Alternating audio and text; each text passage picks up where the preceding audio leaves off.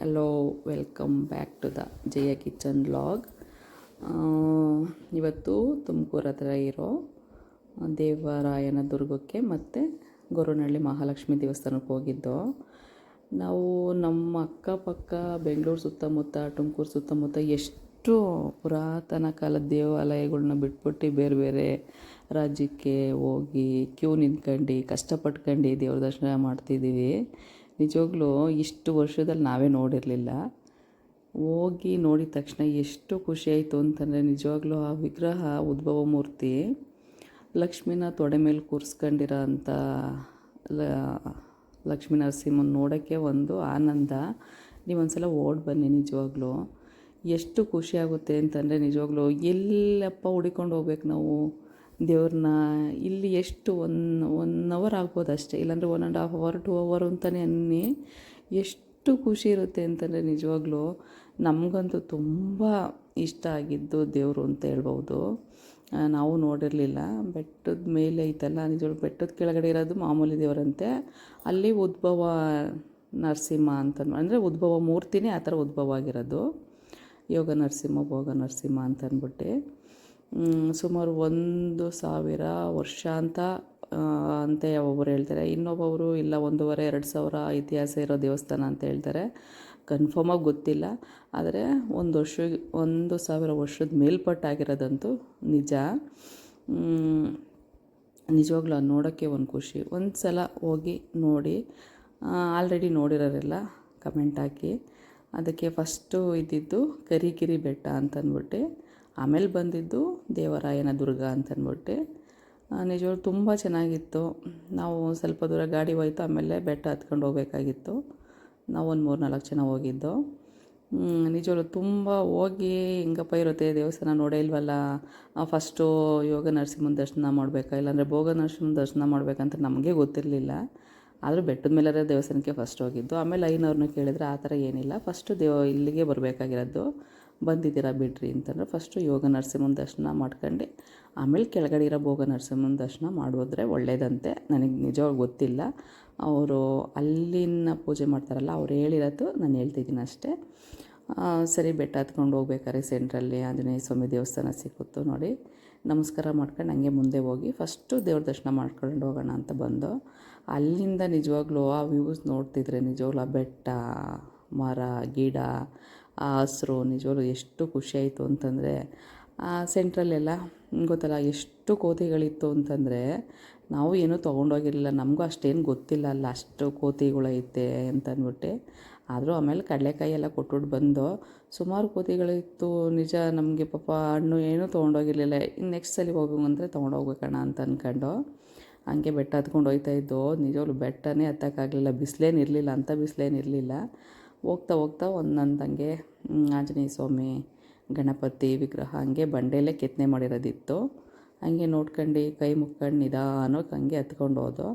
ಆದ್ರೂ ನೋಡೋಕ್ಕೇನೋ ಒಂಥರ ಖುಷಿ. ಬೆಟ್ಟದ ಮೇಲಿಂದ ಅಲ್ಲಿ ನೋಡಬೇಕು ಅಂತಂದರೆ ಎಷ್ಟು ಖುಷಿ ಅಂತಂದರೆ, ಅಲ್ಲೇನಾದ್ರು ಮಳೆ ಬರ್ತಿದ್ರೆ ಇನ್ನೂ ಚೆನ್ನಾಗಿರ್ತಿತ್ತು. ಆದರೆ ಮಳೆ ಏನು ಬಂದಿರಲಿಲ್ಲ. ಬಿಸಿಲು ಏನು ಅಂಥ ಬಿಸಿಲೇನಿರಲಿಲ್ಲ. ಆದರೆ ಬೆಟ್ಟ ಹತ್ತಬೇಕು ಅಂದರೆ ಸ್ವಲ್ಪ ಕಷ್ಟ ಆಯಿತು. ಹಂಗೂ ಹತ್ಕೊಂಡು ಹೋದೋ. ಆ ಬೆಟ್ಟ ಹತ್ತಕ್ಕೆ ನನ್ನ ಫ್ರೆಂಡೆಲ್ಲ ಸುಸ್ತಾಗಿ ಕೂತ್ಬಿಟ್ಟಿದ್ರು ಅಂತವ. ಸರಿ, ಇವಾಗ ಹಂಗೂ ಹಿಂಗೂ ದೇವಸ್ಥಾನಕ್ಕೆ ಬಂದೋ. ಆ ದೇವಸ್ಥಾನದೊಳಗಡೆ ಆಗೋವಿಲ್ಲ ಅಂತಂದ್ರು. ನಮ್ಗೆ ಎಷ್ಟು ಸಾಧ್ಯನೋ ಅಷ್ಟು ನಾನು ವಿಡಿಯೋ ಮಾಡ್ಕೊಂಡಿದ್ದೆ ನೋಡಿ, ಎಷ್ಟು ಚೆನ್ನಾಗಿದೆ ಅಂತ. ಶ್ರೀ ಯೋಗ ಲಕ್ಷ್ಮೀ ನರಸಿಂಹ ಸ್ವಾಮಿ ದೇವಸ್ಥಾನಕ್ಕೆ ಎಂಟ್ರು ಕೊಟ್ಟು ಫಸ್ಟು ಕಾಣುತ್ತೆ ಗರುಡಗಂಬ ಪಕ್ಕದಲ್ಲೇ ನಮಗೆ ಆಂಜನೇಯ ಸ್ವಾಮಿ ಅಂದರೆ ಕೋತಿ ಕಾಣಿಸ್ತು. ಒಂದು ಕಾಯಿ ಚುಪ್ಪು ಇಟ್ಕೊಂಡು ತಿಂತಾ ಕೂತಿತ್ತು. ನಮಗೆ ಭಯನೇ ಆಯಿತು, ಎಲ್ಲಿ ಬಂದು ಇಟ್ಕೊಂತೈತೆ ಅಂತ. ಆದರೆ ಏನೂ ಬಂದು ಇಟ್ಕೊಂಡಿಲ್ಲ. ಫಸ್ಟು ಗಣಪತಿ ದೇವ್ರ ದರ್ಶನ ಮಾಡ್ಕೊಂಡೆ. ಆಮೇಲೆ ಒಳಗಡೆ ಹೋಗ್ಬೇಕಾದ್ರೆ ಅವರಿಲ್ಲ, ವಿಡಿಯೋ ಫೋಟೋ ಎಲ್ಲ ಏನೂ ಅಲೋ ಇಲ್ಲ ಅಂತಂದರು. ಎಷ್ಟೋ ಸದಿನ ಅಷ್ಟು ನಾನು ವಿಡಿಯೋ ಮಾಡಿದೆ ನೋಡಿ. ಫಸ್ಟು ಗಣಪತಿ ಸಿಕ್ತು, ನಮಸ್ಕಾರ ಮಾಡ್ಕೊಂಡು ಹಂಗೆ ಮುಂದೆ ಇಷ್ಟೇ ನಾನು ತೆಗಿಯೋಕ್ಕಾಗಿದ್ದು. ಆಮೇಲೆ ನಿಜವಾಗ್ಲೂ ತುಂಬ ಚೆನ್ನಾಗಿತ್ತು. ಅಂದರೆ ನೀವು ಯಾವತ್ತು ಜಾತ್ರೆ ರಜಾ ಈ ಅಮಾವಾಸ್ಯೆ ಪೌರ್ಣಮಿಲಂತೂ ದಯವಿಟ್ಟು ಹೋಗ್ಬೇಡಿ, ತುಂಬ ರಶ್ ಇರ್ತೈತೆ. ಈ ಮಾಮೂಲಿ ದಿನದಲ್ಲಂತೂ ಹೋಗ್ರಿ ಎಷ್ಟು ಚೆನ್ನಾಗಿ ಪೂಜೆ ಮಾಡಿದ್ರು ಅಂತಂದ್ರೆ ಅಷ್ಟು ಚೆನ್ನಾಗಿ ಪೂಜೆ ಮಾಡಿ ಅರ್ಚನೆ ಎಲ್ಲ ಮಾಡಿಸ್ತು, ಅರ್ಚನೆ ಎಲ್ಲ ಮಾಡಿದ್ರು. ತುಂಬ ಚೆನ್ನಾಗಿ ಪೂಜೆ ಮಾಡಿದ್ರು. ಒಂದು 5 ನಿಮಿಷ ಕೂತ್ಕೊಂಡಿದ್ದು ದೇವ್ರ ಮುಂದೆನೇ. ಆಮೇಲೆ ಈಚೆ ಬರಬೇಕಾದ್ರೆ ಅಮ್ಮಂದು ವಿಗ್ರಹ ಇತ್ತು, ನಮಸ್ಕಾರ ಮಾಡ್ಕೊಂಡು ಕೆಳಗಡೆ ಬಂದು ಒಂದು ಕಲ್ಯಾಣಿ ಇತ್ತು. ನೀರೇನು ಅಷ್ಟು ಎಲ್ಲ ನೀರಿರಲಿಲ್ಲ, ನೀರು ಗಲೀಜಾಗಿತ್ತು, ಮಳೆ ಎಲ್ಲ ಬಂದಿರಲಿಲ್ಲಲ್ಲ, ಅದಕ್ಕೋಸ್ಕರ ಅಲ್ಲೇ ಸುತ್ತಮುತ್ತ ಅರಳಿ ಮರ, ನಾಗರ ಕಲ್ಲು, ಆಮೇಲೆ ಒಂದು ಆಂಜನೇಯ ಸ್ವಾಮಿ ದೇವಸ್ಥಾನ ಇತ್ತು. ಅದು ಹಿಂಗೆ ನೋಡೋರಂತೂ ಕಾಣಿಸಲ್ಲ, ಆದರೆ ನಿಗಾ ಬಿಟ್ಟು ದೃಷ್ಟಿ ಬಿಟ್ಟು ನೋಡಿದ್ರೆ ಒಳಗಡೆ ಕಾಣಿಸ್ತಾಯಿತ್ತು, ಅಷ್ಟು ಚೆನ್ನಾಗಿತ್ತು ದೇವಸ್ಥಾನವೂ. ಸೆಂಟ್ರಲ್ಲಿ ನೋಡಿ ಈ ಥರ ಕಲ್ಯಾಣಿ, ನೀರಿರಲಿಲ್ಲ, ನೀರೆಲ್ಲ ಅಲ್ಲೇ ಆಲ್ರೆಡಿ ಬತ್ತೋಗಿತ್ತು. ಸರಿ ಎಲ್ಲ ಮುಗಿಸ್ಕೊಂಡು ದರ್ಶನ ಎಲ್ಲ ಮುಗೀತು, ವಾಪಸ್ ಕೆಳಗಡೆ ಇಳಿತಾ ಇದ್ದೋ ಬೆಟ್ಟನ. ನೋಡಿದೊಂದು ಖುಷಿಗೆ ಬೆಟ್ಟ ಇಳಿದು ಹೆಂಗೆ ಅಂತಲೇ ನಮಗೆ ಗೊತ್ತಾಗಿಲ್ಲ, ಅಷ್ಟು ಚೆನ್ನಾಗಿತ್ತು ದೇವ್ರು ಮಾತ್ರ. ನೋಡಿ ಕೋತಿಗಳಂತೂ ಹಿಂದಿಂದೇ ಬರ್ತಾಯಿತ್ತು, ಏನಾದರೂ ಕೊಡ್ತಾರೆ ಅಂತ ಅಂದ್ಬಿಟ್ಟೆ. ಸರಿ ಕೆಳಗಡೆ ಬಂದಾಗ ಹೇಳಿದ್ನಲ್ಲ ಆಂಜನೇಯ ಸ್ವಾಮಿ ದೇವಸ್ಥಾನ ಇತ್ತು ಅಂದ್ಬಿಟ್ಟು ಇಲ್ಲೂ ಪೂಜೆ ಮಾಡಿಸ್ತೋ. ಪಾಪ ಪೂಜೆ ಮಾಡಿಕೊಟ್ರು 500. ಇವ್ರು ಹೇಳೋ ಪ್ರಕಾರ 2000 ಇತಿಹಾಸ ಐತೆ ಅಂತ. ಮೇಲೆ ಪುರೋಹಿತರು ಹೇಳಿದ್ದು 1,000 ಆಗಿರ್ಬೋದು, ಇಲ್ಲಾಂದರೆ 1,500 ಅಂತ ಹೇಳಿದ್ರು. ಏನೇ ಇರಲಿ, ಆದರೂ ನಿಜ ತುಂಬ ಚೆನ್ನಾಗಿತ್ತು ದೇವಸ್ಥಾನ ಮಾತ್ರ. ಇಲ್ಲಿ ಕೆಳಗೆ ಬರಬೇಕಾದ್ರೆ ವಿಗ್ರಹ, ಫೋಟೋ, ಆ ದಾರ ಏನೇನೋ ಇಟ್ಟಿದ್ರು. ನನ್ನ ಮಗಳು ಒಂದು ವಿಗ್ರಹ ತೊಗೊಂಡೆ, ಇದನ್ನು ತುಂಬ ಚೆನ್ನಾಗಿತ್ತು, ನೋಡೋಕ್ಕೂ ತುಂಬ ಕ್ಯೂಟಾಗಿತ್ತು ಅಂದ್ಬಿಟ್ಟು ಆ ವಿಗ್ರಹ ತೊಗೊಂಡು ಬಂದು ಕೆಳಗಡೆ ಹೋಗೋಣ ಅಂತ.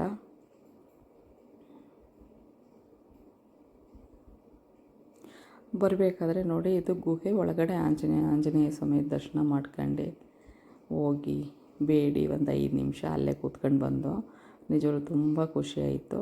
ಕೆಳಗಡೆ ಬಂದರೆ ಬಜ್ಜಿ, ಆಮೇಲೆ ಕಾರ್ನು, ಕಾಫಿ, ಟೀ, ಬಿಸ್ಕೆಟು, ಕಡಲೆಕಾಯಿ ಎಲ್ಲ ಇತ್ತು. ನಮ್ಮನೆಯವರು 1 kg ಕಡಲೆಕಾಯಿ ತೊಗೊಂಡೋಗಿ ಕೋತಿಗಳಿಗೆಲ್ಲ ಕೊಟ್ಬಿಟ್ಟು ಬಂದರು. ಆಮೇಲೆ ಬಿಸಿ ಬಿಸಿ ಬಜ್ಜಿ, ಆಮೇಲೆ ಮಾವಿನಕಾಯಿ ತುಂಬ ಚೆನ್ನಾಗಿದೆ. ಅಲ್ಲಿ ಕೂತ್ಕೊಂಡು ತಿನ್ನೋದು ಏನೋ ಒಂಥರ ಖುಷಿ. ಸರಿ ತಿಂದು ಒಂದು 10 ನಿಮಿಷ ಆದಮೇಲೆ ನಾವು ಕೆಳಗಡೆ ಭೋಗ ನರಸಿಂಹಂಗೆ ಬಂದು ಹೋಗ್ತಾನೆ ಒಂದು ಆರ್ಚ್ ಇದೆ. ಆರ್ಚಿಂದ ಮುಂದೆ ಹೋದರೆ ವೇಣುಗೋಪಾಲ ಸ್ವಾಮಿ ದೇವಸ್ಥಾನ ಇದೆ ಲೆಫ್ಟ್ ಸೈಡಲ್ಲಿ. ಮುಂದೆ ಇನ್ನೊಂದು ಸ್ವಲ್ಪ ಮುಂದೆ ಹೋದರೆ ದೇವಸ್ಥಾನ ಸಿಗುತ್ತೆ. ನೋಡಿ ಕಾರ್ ಪಾರ್ಕ್ ಮಾಡಿ ದೇವಸ್ಥಾನಕ್ಕೆ ಹೋಗ್ತಿದ್ದೀವಿ. ಭೋಗ ನರಸಿಂಹ ಸ್ವಾಮಿ ದೇವಸ್ಥಾನದೊಳಗಡೆ ಹೋಗ್ತಿದ್ದೀವಿ ಇವಾಗ. ಇಲ್ಲೂ ಅಷ್ಟೇ ಗರ್ಭಗುಡಿ ಒಳಗಡೆ ಫೋನು ವಿಡಿಯೋ ಎಲ್ಲ ಅಲೋ ಇರಲಿಲ್ಲ. ಸರಿ ಎಷ್ಟಾಗುತ್ತೋ ಅಷ್ಟು ತೊಗೊಳ್ಳೋಣ ಅಂತ ಅಂದ್ಬಿಟ್ಟೆ ಹೋದು. ಆದರೆ ತುಂಬ ಚೆನ್ನಾಗಿತ್ತು, ಕೂತ್ಕೊಂಡ್ರೆ ಏನೋ ಒಂಥರ ಫೀಲು. ಯಾಕೆಂದರೆ ಎಲ್ಲವುದೂ ಅಷ್ಟೇ ಕಲ್ಲಿಂದ ಮಾಡಿರೋದೆ. ಎಷ್ಟು ವರ್ಷ ಹಳೆಯದೋ ಏನೋ, ಎಷ್ಟು ಕಲ್ಲಿಂದ ವಿಗ್ರಹಗಳು, ಕಲ್ಲಿಂದ ಕೆತ್ತನೆಗಳು, ನೋಡೋಕ್ಕೆ ಒಂದು ಖುಷಿ ಅಲ್ಲೆಲ್ಲ. ನೋಡಿ ಫಸ್ಟು ಕಾಣೋದೆ ಗರುಡಗಂಬ, ಅದಕ್ಕೆ ನಮಸ್ಕಾರ ಮಾಡ್ಕೊಂಡು ಒಳಗಡೆ ಹೋದೋ. ಒಳಗಡೆ ಹೋಗಿ ಪೂಜೆ ಎಲ್ಲ ಮುಗೀತು, ವಿಡಿಯೋ ಮಾಡೋಕ್ಕೆ ಬಿಡಲಿಲ್ಲ ನಾವು. ಸರಿ ಆಯಿತು, ಎಲ್ಲ ಮುಗಿಸ್ಕೊಂಡು ಇನ್ನೊಂದು ಪಕ್ಕದ ಅಮ್ಮನ ದೇವಸ್ಥಾನ ಇತ್ತು, ಅಲ್ಲಿಗೆ ಬಂದು ಮಂಗಳಾರತಿ ತೊಗೊಂಡು ಸ್ವಲ್ಪ ಹೊತ್ತು ಕೂತ್ಕೊಂಡು ಹೋಗೋಣ ಅಂದ್ಬಿಟ್ಟು ಅಲ್ಲೇ ಕೂತಿದ್ದು. ಆಮೇಲೆ ಅವ್ರು ಹೇಳಿದ್ರು ಇಲ್ಲ ಇಲ್ಲಿ ದಾಸೋಹ ಇದೆ, ಅನ್ನಪ್ರಸಾದ ಇದೆ, ತಿನ್ಕೊಂಡು ಹೋಗಿ ಅಂತಂದ್ಬಿಟ್ಟು ನಾವು ಫಸ್ಟ್ ಹೋಗಿದ್ದಲ್ವ, ಸರಿ ಅಂತಂದ್ಬಿಟ್ಟು ಅಲ್ಲಿ ನಮಸ್ಕಾರ ಮಾಡಿ ಬೇಡ್ಕೊಂಡು ಎಲ್ಲರಿಗೂ ಒಳ್ಳೇದಾಗ್ಲಪ್ಪ ಅಂತ ಮುಂದೆ ದಾಸೋಹಕ್ಕೆ ಅಂತ ಅಂದ್ಬಿಟ್ಟು ಹೊರಟು. ಅಲ್ಲಿ ಹೋಗ್ಬೇಕಾದ್ರೆ ಎಷ್ಟು ನಿಜವಾಗ್ಲೂ ಅದು ಹೇಳೋದೇ ಒಂದು ಖುಷಿ, ನೋಡೋದೇ ಒಂದು ಖುಷಿ.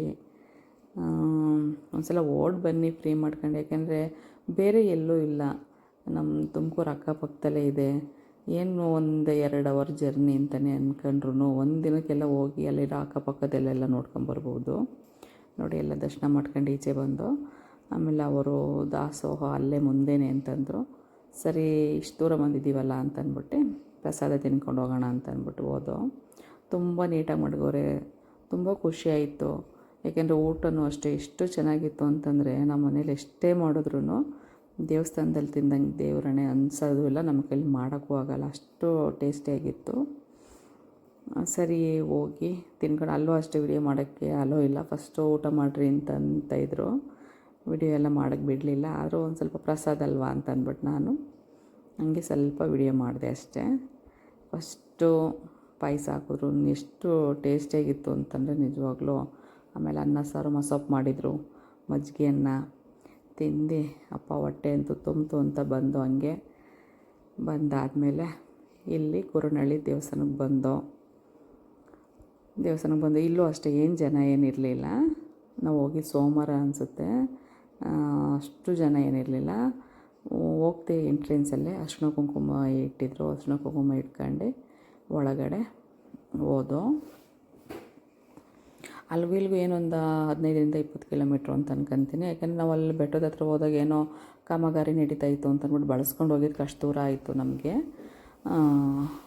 ಸರಿ ಅಂತ ಅಂದ್ಬಿಟ್ಟು ಬಂದೋ. ನೋಡಿ, ನಾವು ಸುಮಾರು ಅಷ್ಟು ಒಂದು 18-20 ವರ್ಷ ಆಗಿತ್ತು ನಾನು ಗೊರವನಹಳ್ಳಿಗೆ ಹೋಗಿ. ಅವಾಗೆಲ್ಲ ಇಷ್ಟೊಂದು ಇಂಪ್ರೂವ್ಮೆಂಟ್ ಆಗಿರಲಿಲ್ಲ. ಇವಾಗಂತೂ ಅದು ಗೊರವನಹಳ್ಳಿನ ಅಂತ ಅನ್ನೋವಷ್ಟು ಇಂಪ್ರೂವ್ಮೆಂಟ್ ಆಗಿತ್ತು, ತುಂಬ ಚೆನ್ನಾಗಿತ್ತು. ಇಲ್ಲೂ ಅಷ್ಟೇ ಏನೋ ವಿಡಿಯೋ ಇದಕ್ಕೆಲ್ಲ ಅಲೋ ಇರಲಿಲ್ಲ. ಆದ್ರೂ ದೇವ್ರ ದಯೆ ನನಗೆ ತಾಯಿ ದರ್ಶನ ಕೊಟ್ಟಳು. ಹೋಗ್ಬೇಕಾದ್ರೇ ನಾನು ವಿಡಿಯೋ ತೆಗೆದೆ ತಾಯಿದು. ಆಮೇಲೆ ಅವರೆಲ್ಲ ನೋಡಿ ಇಲ್ಲ ಇಲ್ಲಿ ವಿಡಿಯೋ ಎಲ್ಲ ಎತ್ತರಿ, ಇಲ್ಲಾಂದರೆ ಮೊಬೈಲ್ ಕಿತ್ಕೊಂತೀವಿ ಅಂತಂದಿದ್ದಕ್ಕೆ ನಾನು ಆಫ್ ಮಾಡಿದೆ. ಏನೋ ಗೊತ್ತಿಲ್ಲ, ತಾಯಿ ನೋಡ್ತಿದ್ದಂಗೆ ನಿಜವಲ್ಲ ನಾನು ಹಂಗೆ ಅಂದ್ಕೊಂಡೋಗಿದ್ದೆ. ಇಲ್ಲ ವಿಡಿಯೋ ತೆಗೆಯೋದಕ್ಕಾದ್ರೂ ಅಲ್ಲೋಗಿ ದೇವ್ರ ದರ್ಶನ ಆಗಲಿಲ್ಲ. ಇಲ್ಲಾದರೂ ನನ್ನ ವಿಡಿಯೋ ಯಾರ್ಯಾರು ನೋಡ್ತಿದ್ದೀರಾ, ನನ್ನ ಚಾನಲ್ ಯಾರ್ಯಾರು ಸಬ್ಸ್ಕ್ರೈಬ್ ಮಾಡಿದ್ದೀರಾ, ನಿಜವಾಗ್ಲೂ ಅವ್ರಿಗೆಲ್ಲ ತುಂಬ ಥ್ಯಾಂಕ್ಸ್. ಅವ್ರಿಗೆಲ್ಲ ಏನಾದರೂ ಕೊಡಬೇಕು ಬೇಡ್ಕೋಬೇಕು ಅಂತ ಅಂದ್ಕೊಂಡಿದ್ದೆ. ನಿಜವಾಗ್ಲೂ ಅಮ್ಮ ಒಳ್ಳೆ ದರ್ಶನ ಕೊಟ್ಟಳು, ಎಲ್ಲರಿಗೂ ಒಳ್ಳೇದಾಗಲಿ ಅಂತಲೇ ಬೇಡ್ಕೊಂಡಿದ್ದೀನಿ. ಹೋಗ್ತಿದ್ದಂಗೆ ಹೂವು ಪ್ರಸಾದ ಕೊಟ್ಟರು ಎಂಟ್ರೆನ್ಸಲ್ಲೇ. ಸರಿ ತೊಗೊಂಡು ಮುಂದೆ ಹಂಗೆ ಹೋದೆ, ನೋಡೋಣ ಏನಾಗುತ್ತೆ ಅಂತ ಅಂದ್ಬಿಟ್ಟು. ಜನ ಏನು ಅಷ್ಟಿರಲಿಲ್ಲ, ಆದರೂ ಇನ್ನು ನೋಡಿದ್ರೆ ಸುಮ್ಮನೆ ಇದು ಮಾಡ್ತಾರೆ ಅಂತ ಅಂದ್ಬಿಟ್ಟು ಗೊತ್ತಿಲ್ಲದಲ್ಲೇ ವಿಡಿಯೋ ತೆಗ್ದೆ. ಆಮೇಲೆ ಏನೂ ಅನ್ನಲಿಲ್ಲ ಅವರು. ಸರಿ ಅಂತ ಅಂದ್ಬಿಟ್ಟು ಆಮೇಲೆ ಸರಿ ವಿಡಿಯೋ ತೆಗೆದ್ಬಿಟ್ಟು ಅಮ್ಮ ಎಲ್ಲರಿಗೂ ದರ್ಶನ ಕೊಟ್ಲಲ್ಲ ಅಂತ ಖುಷಿಗೆ ಆಫ್ ಮಾಡಿ ಆಮೇಲೆ ಎದ್ದೆ ಬಂದೆ. ಹಿಂಗೆ ಕ್ಯೂ ಹೋಗೋದು. ತುಂಬ ಜನ ಏನಿಲ್ಲ, ಏನೋ ಒಂದು 20 ಜನ, ಒಂದು 20-30 ಜನ ಇದ್ದು ಅಷ್ಟೇ. ನೋಡಿ, ಇಲ್ಲಿಂದನೇ ದರ್ಶನ ಮಾಡ್ಬೋದು. ಎಷ್ಟು ತಾಯಿ ಚೆನ್ನಾಗಿದ್ದಾರೆ ಅಂತಂದರೆ ನಿಜವಾಗ್ಲೂ ಅಷ್ಟು ಚೆನ್ನಾಗಿ ಅಲಂಕಾರ ಮಾಡಿದರು. ಖುಷಿನೂ ಆಯಿತು. ಏನು ಅಷ್ಟೊಂದು ಜನ ಇರಲಿಲ್ಲ, ಇರಪ್ಪ ಕ್ಯೂ ಅಲ್ಲಿ ನಿಂತ್ಕೋಬೇಕು, ರಶಲ್ಲಿ ನೋಡೋಕ್ಕಾಗಲಿಲ್ಲ ಅಂತ ಅಂದ್ಬಿಟ್ಟು. ನಿಜವಾಗ್ಲೂ ತುಂಬ ಚೆನ್ನಾಗಿತ್ತು, ತುಂಬಾ ಖುಷಿ ಆಯಿತು. ಇಲ್ಲಿಂದನೇ ನಾವು ಬಾಗಿಲಿಂದನೇ ಹಂಗೆ ನೋಡ್ಕೊಂಡು ಹೋದೋ. ಯಾರಾದರೂ ಬೈತಾರ ಏನಂತಾರೋ ಏನೋ ಅಂತ ಅಂದ್ಬಿಟ್ಟು ಫಸ್ಟು ಇಲ್ಲೂ ಅಷ್ಟೇ ಗಣಪತಿ ದರ್ಶನ ಮಾಡ್ಕೊಂಡು ಗಣಪತಿ ನೋಡ್ದೋ. ನೋಡಿ, ಅಮ್ಮ ಇಲ್ಲಿಂದನೇ ಕಾಣಿಸ್ತಾ ಇದ್ದಾರೆ. ಎಲ್ಲರಿಗೂ ಒಳ್ಳೆಯದಾಗಲಿ, ಎಲ್ಲರೂ ಏನೇನು ಅಂದ್ಕೊಂಡವ್ರೋ ಅದೆಲ್ಲ ಈಡೇರ್ಸಮ್ಮ ಅಂತಲೇ ಬೇಡ್ಕೊಂಡಿದ್ದೀನಿ. ಇದು ಬಾಗಿಲಿಗೆ ಎಷ್ಟು ಜನ ಕೆತ್ತನೆ ಮಾಡಿದರು ಅಂತಂದರೆ ನೋಡಿ ಎಷ್ಟು ಚೆನ್ನಾಗಿದೆ ಅಂತ. ತುಂಬ ಚೆನ್ನಾಗಿದೆ ನಿಜವೂ. ನಾವು ಹೊತ್ಕೊಂಡು ಹೋಗೋಂಥದ್ದು ಏನೂ ಇಲ್ಲ. ಎಷ್ಟು ನೋಡಿರ್ತೀವೋ ಪುಣ್ಯ ಸ್ಥಳಗಳ್ನ, ಎಷ್ಟು ಜನಕ್ಕೆ ಹೆಲ್ಪ್ ಮಾಡಿರ್ತೀವೋ ಅದೇ ನಮ್ಮ ಹಿಂದೆ ಬರೋದಷ್ಟೇ. ಇರೋದು 2 ದಿನ ಏನಕ್ಕೆ ಕಿತ್ತಾಡ್ಕೊಂಡು ಮನಸ್ತಾಪ ಮಾಡ್ಕೊಂಡು ಅಯ್ಯೋ ಎಷ್ಟು ನೋಡ್ತಾನೆ ಇದ್ದೀವಲ್ವ, ಇವತ್ತಿದ್ದವ್ರು ಇವತ್ತಿಲ್ಲ. ಎಲ್ಲರ ಜೊತೆನೂ ಖುಷಿಯಾಗಿರಿ, ಎಲ್ಲರ ಜೊತೆನೂ ಮಾತಾಡಿ. ವೈರತ್ವ ಬೇಡ. ಕಾಯಳು ಒಬ್ಬಳೇ ತಾಯಿ ಇರಬೇಕಾದ್ರೆ ನಾವೆಲ್ಲ ಯಾರು 2 ದಿನಕ್ಕೆ ಹೋಗ್ತಾ ಇರೋರು. ಅಮ್ಮನ ದರ್ಶನ ಮಾಡಿ ನೋಡಿ, ಎಲ್ಲರಿಗೂ ಒಳ್ಳೆಯದಾಗಲಿ ಅಂತ ಮಂಗಳಾರತಿ ಮಾಡ್ತಿದ್ದಾರೆ. ತೊಗೊಂಡು ಈಚೆ ಬಂದು ಹಂಗೆ, ಯಾಕೆಂದರೆ ಅಷ್ಟೇ ತೆಗಿಯೋಕ್ಕಾಗಿದ್ದು, ಯಾರೂ ಬೇಜಾರು ಮಾಡ್ಕೊಳಕ್ಕೆ ಹೋಗಬೇಡ್ರಿ. ಸರಿ, ಹಂಗೆ ಈಚೆ ಬಂದು ದೇವಸ್ಥಾನ ರೌಂಡ್ ಹೊಡೆಯೋಣ ಅಂತ ಬಂದು ಅಲ್ಲೂ ದೇವಸ್ಥಾನ ಇತ್ತು, ತಾಯಿ ದೇವಸ್ಥಾನ ಇತ್ತು. ಅಲ್ಲೂ ಹೋಗಿ ಕೈ ಮುಗ್ದು ಅಲ್ಲೂ ಒಂದು ರೌಂಡು ಪ್ರದಕ್ಷಿಣೆ ಹಾಕೋಣ ಅಂತ ಅಂದ್ಬಿಟ್ಟು ಪ್ರದಕ್ಷಿಣೆ ಹಾಕಬೇಕಾದ್ರೆ ಸ್ವಲ್ಪ ಮಳೆ ಬರ್ತಿತ್ತು. ನೋಡಿ ಎಷ್ಟು ಚೆನ್ನಾಗಿದೆ ವಿಗ್ರಹ ಅಂತಂದರೆ ಅಷ್ಟು ಚೆನ್ನಾಗಿತ್ತು.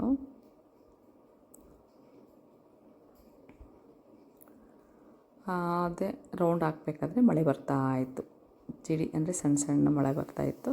ಸರಿ, ಅಲ್ಲೆಲ್ಲ ದರ್ಶನ ಮಾಡ್ಕೊಂಡು ಹಂಗೆ ಹೋಗ್ತಾ ಇರಬೇಕಾದ್ರೆ ಇನ್ನೊಂದು ದೇವಸ್ಥಾನ ಸಿಕ್ತು, ರಂಗನಾಥ ಸ್ವಾಮಿ. ಅಲ್ಲಿಗೆ ಹೋಗಿ ದರ್ಶನ ಮಾಡ್ಕೊಂಡು ಅಲ್ಲೂ ವಿಡಿಯೋ ಎಂಟ್ರಿ ಇಲ್ಲ ಅಂತಂದರು. ಸರಿ ಆಯಿತು ಅಂತ ಅಂದ್ಬಿಟ್ಟು ಅಲ್ಲೂ ದರ್ಶನ ಮಾಡಿ ಈಚೆ ಬಂದು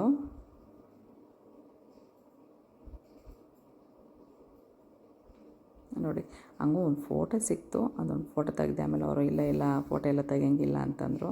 ಆಮೇಲೆ ಸರಿ ಆಯಿತು ಅಂತ ಅಂದ್ಬಿಟ್ಟು ಸರಿ ಸಿಕ್ಕಿದೆ ಸಾಕು ಅಂತ ಅಂದ್ಬಿಟ್ಟು ಬಂದು ಆಮೇಲೆ ಆಂಜನೇಯ ಸ್ವಾಮಿ ಇತ್ತು, ಅದಕ್ಕೂ ನಮಸ್ಕಾರ ಮಾಡಿ ಪಕ್ಕದಲ್ಲಿ ನವಗ್ರಹ ಇತ್ತು. ಅದಕ್ಕೆ ಒಳಗಡೆ ಏನು ಸುತ್ತಕ್ಕೆ ಹೋಗಲಿಲ್ಲ, ಯಾಕೆಂದರೆ ಮಧ್ಯಾಹ್ನ ಮೇಲಾಗಿತ್ತು, ಮಧ್ಯಾಹ್ನದ ಹೊತ್ತು ಸುತ್ತಬಾರ್ದು ಅಂತ ಅಂದರು. ಅದಕ್ಕೆ ನಾವು ಸುತ್ತಕ್ಕೇನು ಹೋಗಲಿಲ್ಲ. ಸರಿ, ಅಲ್ಲಿ ಕೈ ಮುಕ್ಕೊಂಡು ಮುಂದೆ ಕಮಲಮ್ಮವರ ಇದಕ್ಕೆ ಹೋಗೋಣ, ದರ್ಶನ ಮಾಡೋಣ ಅಂತಂದ್ಬಿಟ್ಟು ಹಂಗೆ ಅಲ್ಲಿ ರೋಡ್ ಸೈಡಲ್ಲಿ ಅಂಗಡಿಗಳೆಲ್ಲ ಇತ್ತು, ನೋಡ್ಕೊಂಡು ಹಂಗೆ ಹೋಗ್ತಾ ಇದ್ದೋ.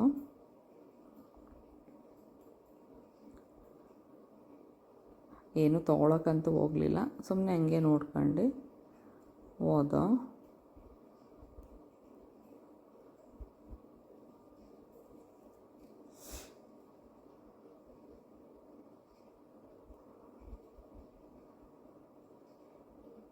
ಬಂದು ಹಂಗೆ ಬಂದು ಇಲ್ಲೂ ಅಷ್ಟೇ ಏನು ಜನ ಇರಲಿಲ್ಲ. ಇಲ್ಲೂ ವಿಡಿಯೋ ಯಾಲೋ ಇರ್ತೈತೋ ಹಿಂಗೊಂತ ಭಯದಲ್ಲಿ ಬಂದೋ, ಯಾರೂ ಏನೂ ಅನ್ನಲಿಲ್ಲ. ಸರಿ ಬಂದು ಪುರೋಹಿತರು ಒಂದು ತಟ್ಟೆಯಲ್ಲಿ ಅಮ್ಮವ್ರ ಫೋಟೋ ಮತ್ತು ಬಳೆ, ಅರ್ಶಿನ ಕುಂಕುಮದ್ದು ಇದು ಎಲ್ಲ ಕೊಟ್ಟರು, ಎಲೆ ಇಟ್ಕೆ ಬಾಳೆಹಣ್ಣೆಲ್ಲ ಪೂಜೆ ಮಾಡಿಸ್ಕೊಂಡು ಮನೆಗೆ. ಆಮೇಲೆ ಒಂದು ಅರ್ಶಿನದ ದಾರ ಕೊಟ್ಟರು, ಅದನ್ನು ಮನೆಯಲ್ಲಿ ಅಂದರೆ ಅವರು ಹಸ್ಬೆಂಡ್ ಏನಿರ್ತಾರೋ ಅವ್ರ ಕೈಲಿ ಕಟ್ಟಿಸಿ 21 ದಿನ ಪೂಜೆ ಮಾಡಿ ತುಂಬ ಒಳ್ಳೆಯದಾಗುತ್ತೆ ಅಂತಂದ್ಬಿಟ್ಟು ಸರಿ ಅಂತಂದ್ಬಿಟ್ಟು ನಾವು ತೊಗೊಂಡು ಪೂಜೆ ಎಲ್ಲ ಮಾಡಿಸಿ ಹಂಗೆ ಮುಂದಕ್ಕೆ ಬಂದು ದೇವ್ರ ವಿಗ್ರಹ ಎಲ್ಲ ಇತ್ತು, ಪೂಜೆ ಮಾಡಿ ಅಲ್ಲೇ ನಮಸ್ಕಾರ ಮಾಡಿ ನಾನು ನಮ್ಮ ಮನೆಯವ್ರ ಜೊತೆ ಹೋಗಿದ್ನಲ್ಲ, ಅಲ್ಲೇ ಕಟ್ಟಿದ್ರು. ಸರಿ ಕಟ್ಟಿಸ್ಕೊಂಡು ಅಲ್ಲೂ ಆಶೀರ್ವಾದ ತೊಗೊಂಡು ಈಚೆ ಬರ್ಬೇಕಾದ್ರೆ ಅವರು ಅನ್ನ ದಾಸೋಹ ಐತಿ, ಇಲ್ಲೂ ತಿನ್ಬಿಟ್ಟು ಹೋಗ್ರಿ ಅಂತಂದರು. ಸರಿ ಆಯ್ತು, ಇಷ್ಟು ದೂರ ಬಂದಿದ್ದೀವಲ್ಲ ಪ್ರಸಾದ ಅಂತ ಸ್ವಲ್ಪ ಲೈಟಾಗಿ ತಿನ್ನೋಣ ಅಂತ ಹೋದು. ಅಲ್ಲೂ ಅಷ್ಟೇ ತುಂಬ ಚೆನ್ನಾಗಿತ್ತು, ತುಂಬ ಇಂಪ್ರೂವ್ಮೆಂಟ್ ಆಗೈತೆ. ಅವಾಗ ನಾವು ಹೋಗಿದಾಗ ಎಲ್ಲೋ ಒಂದು ಕಡೆ ಸೈಡು ಒಂಥರ ಇತ್ತು, ಅಷ್ಟು ಇಂಪ್ರೂವ್ಮೆಂಟ್ ಏನಿರಲಿಲ್ಲ. ಇವಾಗ ಚೌಟ್ರಿ ಎಲ್ಲ ಮಾಡಿದ್ದಾರೆ, ಚೌಟ್ರಿ ಸ್ವಲ್ಪ ಪಕ್ಕದಲ್ಲೇ ದಾಸೋಹದ ಹಾಲ್ ಐತೆ, ತುಂಬ ಚೆನ್ನಾಗಿ ಮೇಂಟೈನ್ ಮಾಡಿದ್ದಾರೆ, ತುಂಬ ಚೆನ್ನಾಗಿತ್ತು. ಹೋದು ಸರಿ ಹೋದು, ಎಲ್ಲ ಖಾಲಿಯಾಗಿತ್ತು ಆಲ್ರೆಡಿ, ಅಲ್ಲೇ 3:45 ಆಗಿತ್ತು ಅಂತ ಅನ್ಕೊಂತೀನಿ. ಅವಾಗ ಲಾಸ್ಟ್ ಅಲ್ಲೂ ಫಸ್ಟು ಪಾಯಸನೇ ಹಾಕಿದ್ದು, ಪಾಯಸ ಅನ್ನ ಸಾರು ತುಂಬ ಚೆನ್ನಾಗಿತ್ತು, ತುಂಬ ಟೇಸ್ಟಿಯಾಗಿತ್ತು ಮಾತ್ರ. ಪಾಯಸ ಅಂತೂ ಸಖತ್ತಾಗಿತ್ತು. ಸರಿ ತಿಂದು ಕೈ ತೊಳ್ಕೊಂಡು ತಟ್ಟೆ ತೊಳ್ದು ಅಲ್ಲೇ ಇಟ್ಬಿಟ್ಟು ಸರಿ ಹೋಗೋಣ ಅಂತ ಅಂದ್ಬಿಟ್ಟು ಬಂದು ಆಚೆ